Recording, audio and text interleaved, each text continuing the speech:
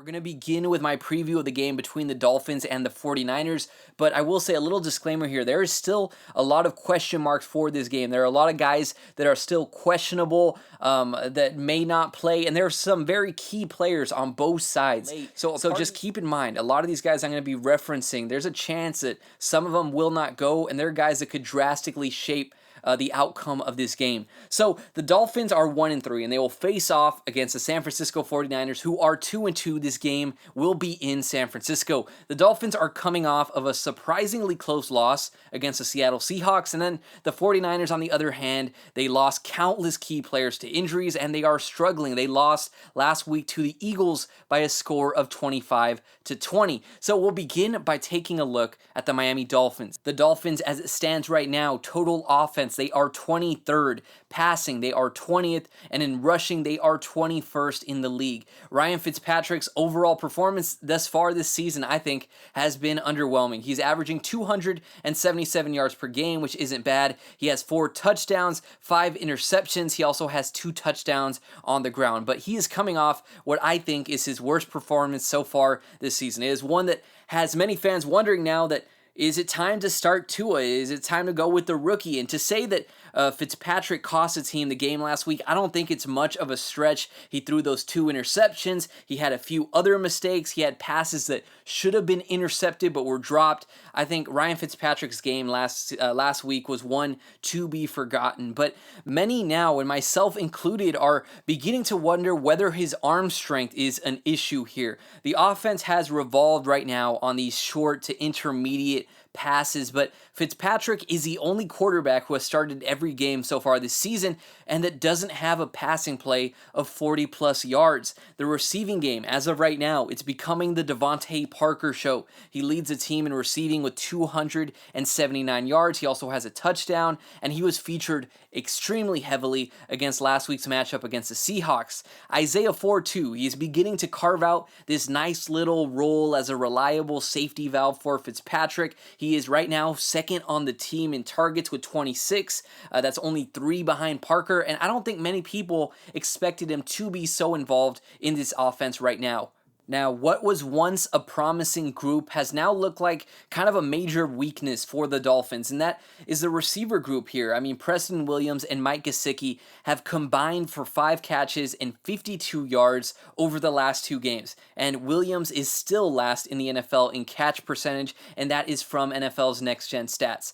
Now, as for the running game, despite it being neutralized last week, the running game, in my mind, continues to look solid. Myles Gaskin is still receiving the bulk of the work. He is averaging 16.5 touches per game. His involvement in both the running game and the passing game is still high, as he is averaging a total of 76 yards per game. Now, despite taking the back seat to Gaskin, Matt Breida, he flashed some promise last week. It was his best game of the season so far. He had several big plays in the passing game. He finished with 3 catches for 39 yards, and he was able to show how he's able to make guys miss and how hard he is to bring down. As for Jordan Howard, though, there's no comment there. He hasn't really been doing anything. The offensive line for the Dolphins, they continue to put up respectable performances, I think, but they could be facing in this game their most difficult challenge yet, and that is because rookie left tackle Austin Jackson is dealing with a foot injury. His current status for the game is still unknown. So that means that, Julian Davenport, who saw some game time last week, he could be starting in his place, or we could see Jesse Davis move over from right tackle over to left. Now, the 49ers are still, they're without Nick Bosa, but they will present a difficult challenge for this Dolphins offensive line nonetheless. Now, to take a look at the Dolphins defensive side of the ball, total defense, they are 27th in the league. When it comes to passing, they are 28th. When it comes to stopping the run, they are 20th. The defense has put up performances that I think they range from atrocious to not so bad. We have yet to see the defense truly dominate their side of the ball, though. The secondary, though, the guys, they continue to get exposed. After several rough outings from rookie Noah Igbenogany, some have even began to wonder if it is too early to say that he is a bust. He was exposed by Stephon Diggs in week 2, and then last week against the Seahawks, he was exposed by David Moore. He gave up a massive 57-yard play with 19 seconds left in the half, and he also gave up a touchdown to David Moore. So I said last week in my recap, Xavier Howard, the guy is a great ball hawk. He showed that last week. He intercepted a pass in the end zone, and he always seems to do that. He gets these very, very clutch interceptions in the end zone, and I don't want to downplay the importance and how valuable that is, but at the same time, I got to say that he has not shown that he is a lockdown corner. Aside from the interception last week, he gave up 6 catches for 133 yards. Every pass against him was completed minus that interception, and that is per Pro Football Focus. The secondary, once again, they could be without their star cornerback, Byron Jones, for another week. He was limited in practice again after suffering that groin injury back in week 2. And then if we take a look at the Dolphins linebacker group here, they've been up and down. Through my own observation, I said that they look undersized. There doesn't appear to be that true traditional linebacker, the guys who are capable of stopping a runner dead in their tracks. It doesn't seem like the Dolphins have one of those guys on this team. They got these versatile players who, could be solid in coverage, but the tackling issues, it leaves a lot to be desired from the linebacker group here. When I look at the Dolphins' defensive line, they've also kind of been up and down. They looked great against Jacksonville, I thought, in week 3. And in week 4, they had some good plays on Russell Wilson. But overall, there doesn't appear to be what I think is constant pressure. It doesn't seem like they're doing it consistently. When the Dolphins sent blitzes last week, you could tell that Wilson felt it. But when they didn't, it almost seemed like the pressure was at times just non-existent. Emmanuel Ogbah, the defensive end, he has strung together 2 very good back-to-back games. It'll be interesting to watch if he continues this week against Trent Williams, who is the 49ers left tackle. Now, we'll kind of use that to segue into the 49ers offense here. They are 11th in total yards per game. In passing, they are 12th, and in running, they are 11th. So they have been putting up some pretty good numbers. The issue here with the 49ers is we still don't know who will be the quarterback for this matchup. Jimmy Garoppolo could be making his return. He suffered a high ankle sprain. We have a very limited sample size in terms of looking at what he did so far this season. He was 33 for 49. He had 390 yards, 4 touchdowns, and 0 interceptions before suffering that high ankle sprain. But if he is unable to go, it could be CJ Beathard, who went 14 for 19 last week with 138 yards after he took over for Nick Mullins. Or it could actually still be Nick Mullins, who looked really good in week 3. He had 343 yards, and then he collapsed in the following week in week 4 against the Eagles. He threw 2 interceptions, he had a fumble, and I will emphasize the interceptions he threw were very bad. They were very bad interceptions, and I can't overstate this enough that Garoppolo starting in place of Mullins or Beathard is a massive, massive difference that could drastically shape the outcome of this game. Now, the 49ers offense have notoriously, they've been a team that uses a very run-heavy scheme. They want to chip away at a team until they can break one big, and that kind of mentality is what led to the rise of former Dolphin Raheem Mostert. Mostert was terrific last season. He is the one who kind of led the way in that Super Bowl push, and so far this season he has looked just as good before suffering a knee injury. This season he has 148 yards rushing, 110 yards receiving, and 2 touchdowns, and that is in 2 games. He has a rush of 80 yards and a reception of 76 yards in this season. But again, he has missed the past 2 games. He is dealing with a knee injury. So there is a chance that another key player here for the 49ers is unable to go. Now, if Mostert is unable to go, it will mean more of a role for Jerick Jet McKinnon. McKinnon has served as this dynamic back for the team. He has a touchdown in each of the last 3 games. While I will say I don't think he is as powerful of a runner as Mostert, he is good. He is versatile. He works great in the passing game as well. And then you could also expect to see more Jeff Wilson if Mostert can't go. Now, as for the passing game for the 49ers, it obviously revolves around none other than George Kittle. He is coming off of this massive 183-yard game.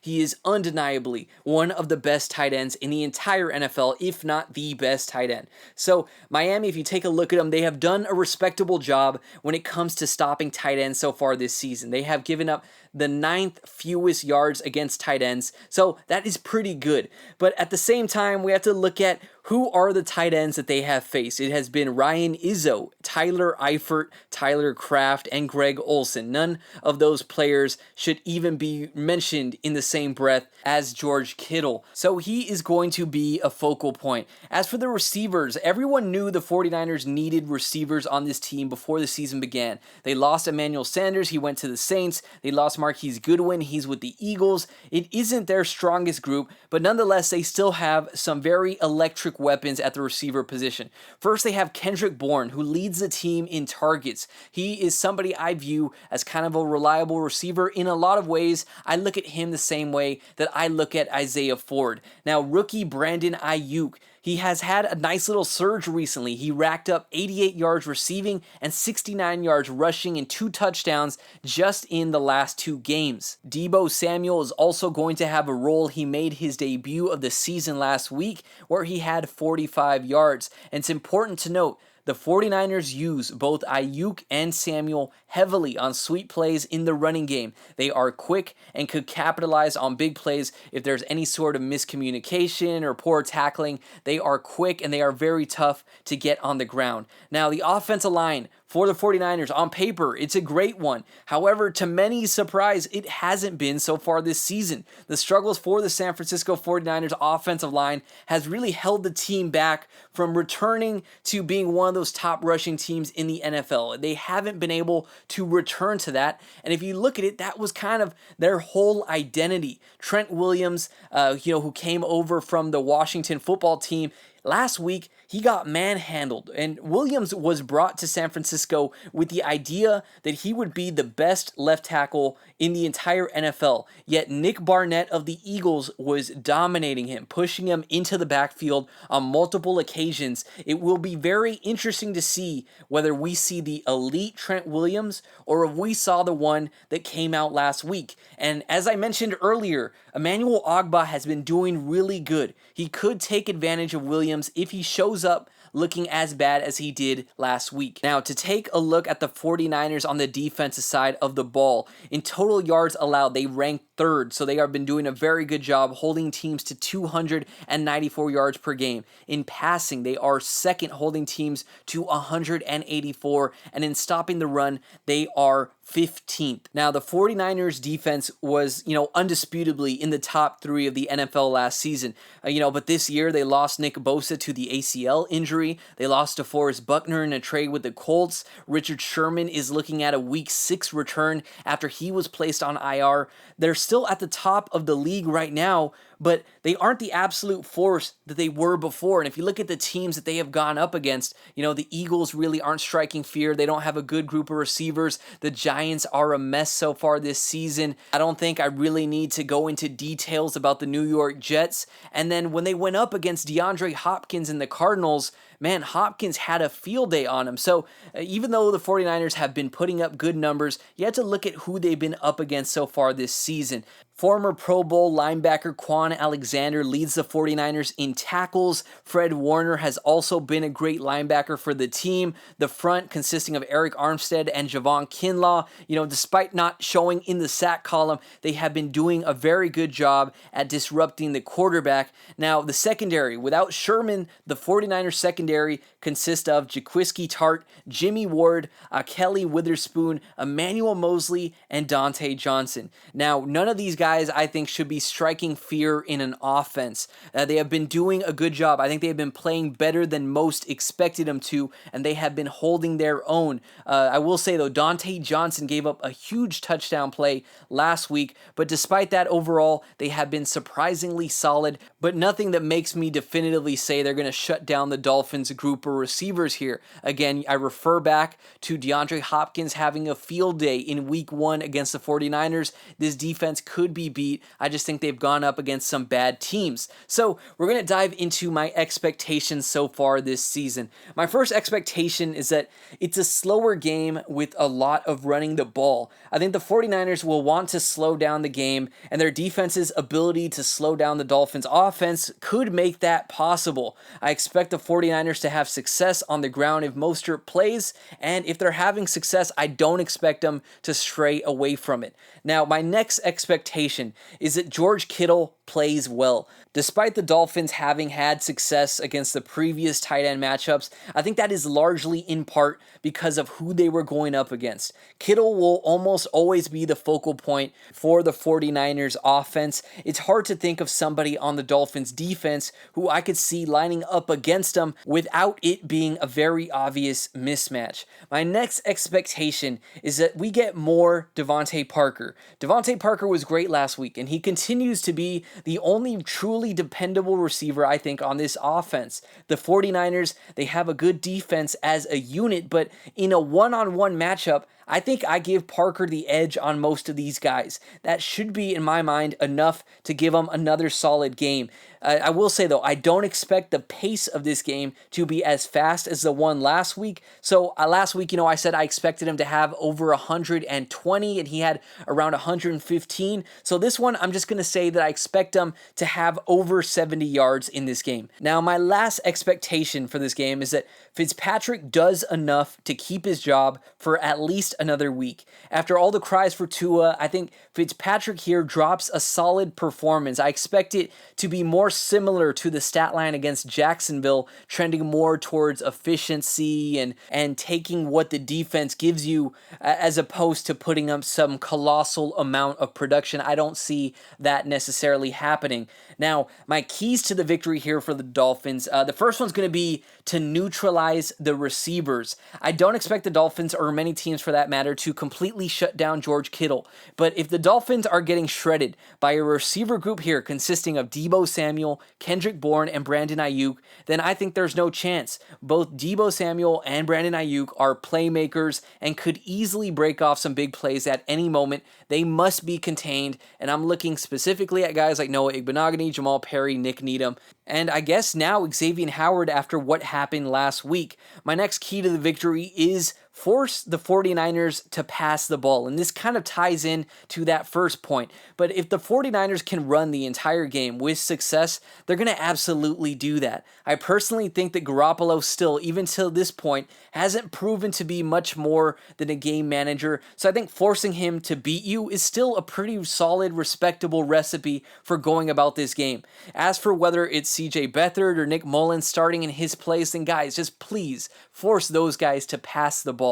Now, my last and final key to the victory here is a receiver not named Devontae Parker must step up, and the offense must take some more chances. And I will say Parker and his 10-yard slants were working great for the Dolphins last week, but if the 49ers watch any sort of film, they're going to recognize that, and they're going to come up with some sort of plan to contain him or at least limit his ability to do that. So somebody else here must step up. Preston Williams has looked like a complete ghost this season. He has disappeared. Mike Gesicki was great in week 2, and all of a sudden, he disappeared as well. And on top of that, I know this is a Chan Gailey offense that revolves around these short passes and getting the ball in the playmakers' hands, but even now, I think the Dolphins still, they need to push the ball downfield. They need to take some more chances, get guys in these one-on-one opportunities, even if they are, putting a heavy emphasis on Devontae Parker. Give Preston Williams a jump ball opportunity. Give Mike Gesicki an opportunity down the field. There needs to be more chances taken. It seems like the Dolphins offense right now, even though it is progressing, it looks still very vanilla and pretty restricted. It doesn't look like they are aggressive enough on the offensive side of the ball. Now, guys, that is how I'm going to wrap up this episode. As always, if you want to hear more from me, you can follow me on Twitter. That is at Via the Source. If you'd like to follow my personal Twitter account, feel free to do so. That is at ShadySteven. Now, guys, that is how I'm going to wrap it up, though. Until next time, I'm Steven Masso, and this was Via the Source.